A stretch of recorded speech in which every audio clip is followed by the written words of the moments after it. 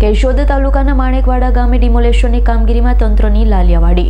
જૂનાગઢ જિલ્લાના કેશોદ તાલુકાના માણેકવાડા ગામે આશરે 800 વીઘા ગૌચરની જમીન પર તંત્ર દ્વારા દબાણ કામગીરી શરૂ કરવામાં આવે, પરંતુ આ ડિમોલેશન કામગીરીમાં માત્ર નાટકીય રૂમ જોવા મળ્યું છે।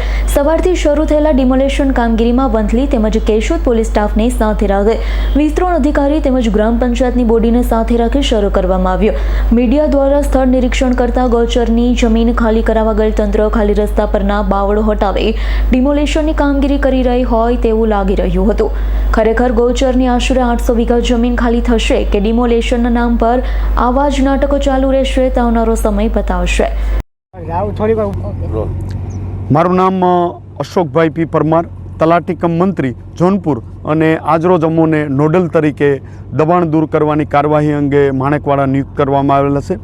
અગાઉ માણેકવાડા ગામે અરજદાર શ્રી વિરમ ગાંગાભાઈ જાડેજાની અરજી મુજબ જુલાઈ માસની અંદર અરજી કરવામાં આવેલ અને ત્યારબાદ ગ્રામ પંચાયત દ્વારા રેગ્યુલર નોટિસ અને નિયમ અનુસાર કાર્યવાહી કરવામાં આવેલ, પરંતુ વરસાદ અને નવેમ્બર માસમાં અને ઓક્ટોબર માસમાં પડેલ ભારે વરસાદના કારણે ગૌચરના એરિયાની અંદર પાણી ભરાઈ જતા આપણે ગૌચર દબાણ દૂર કરવા માટેની કાર્યવાહી મુલતવી રાખેલ।